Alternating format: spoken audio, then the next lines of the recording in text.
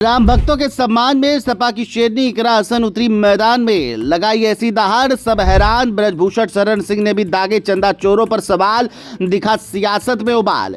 योगी के सामने खड़ी कर दी इकरा हसन ने बड़ी परेशानी, आस्था से खिलवाड़ करने वालों को सजा दिलाने की ठानी। अखिलेश ने भी बजाई ताली, चाचा शिवपाल भी हुए खुश। राम भक्तों के सम्मान में इकरा हसन उतरी मैदान में, ये बात हैरानी की नहीं सच है, क्योंकि जिस मुद्दे को अखिलेश यादव ने धार दी थी उस पर अब सियासी तीर सपा की शेरनी इकरा हसन ने चला दिया है, जिसने योगी सरकार के सामने बड़ा सवाल खड़ा कर दिया है। क्योंकि एक और जहां ब्रजभूषण यानी दबदबे वाले नेताजी लगातार चंदा चोरी के खिलाफ बोल रहे हैं, तो वहीं दूसरी ओर अब इकरा हसन ने भी खुला मोर्चा खोल दिया है और आस्था से खिलवाड़ करने वालों को सजा दिलाने की ठान ली है, जिसकी खबर ने सबको हैरान कर दिया है। वहीं लखनऊ से दिल्ली तक सियासी तापमान भी चढ़ गया है, क्योंकि एक और चुनाव का वक्त करीब आ रहा है, तो वहीं दूसरी ओर राम मंदिर चंदा चोरी वाले बयानों ने माहौल को अभी से गर्मा दिया है। सवाल है कि क्या इकरा हसन के बयानों का असर चुनाव में दिखेगा? क्या ब्रजभूषण के बयानों से बीजेपी खेमे में खलबली मची हुई है? चलिए सब आपको बताते हैं। दरअसल सहारनपुर दौरे पर पहुंची समाजवादी पार्टी की सांसद इकरा हसन ने राम मंदिर से जुड़े चढ़ावा विवाद पर अपनी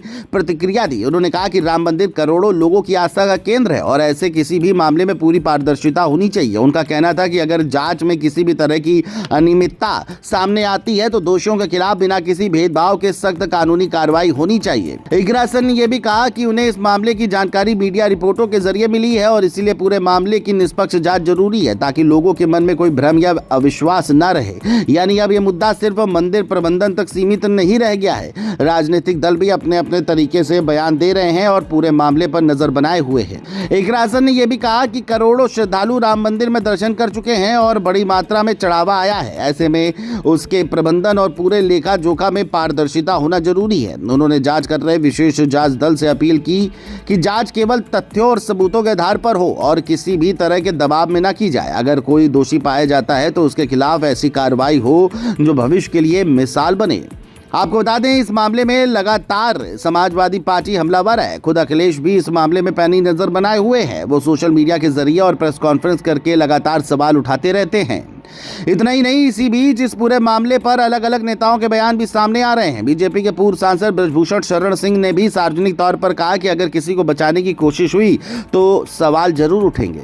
उन्होंने ये भी कहा कि आस्था से जुड़े मामलों में पूरी सच्चाई सामने आनी चाहिए। वहीं अलग अलग राजनीतिक दल इस पूरे विवाद को अपने अपने नजरिए से उठा रहे हैं। दूसरी तरफ सरकार और जांच एजेंसियों की ओर से भी प्रक्रिया आगे बढ़ रही है।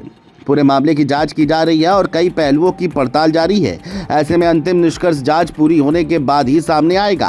फिलहाल आरोप और राजनीतिक बयान अपनी जगह है, जबकि जांच एजेंसियों का काम तथ्यों के आधार पर सच सामने लाना है। यही वजह है कि ये मामला अब सिर्फ धार्मिक आस्था तक सीमित नहीं रहा, बल्कि राजनीतिक चर्चा का भी बड़ा विषय बन गया है। सत्ता पक्ष और विपक्ष दोनों अपने अपने तर्क रख रहे हैं।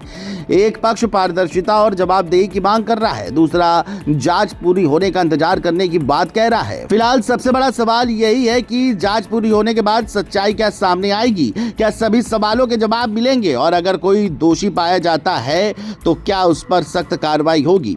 इसका जवाब अब जांच रिपोर्ट और आगे की कानूनी प्रक्रिया से ही मिलेगा। तब तक ये मामला उत्तर प्रदेश की राजनीति और सार्वजनिक बहस दोनों के केंद्र में बने रहने की संभावना है।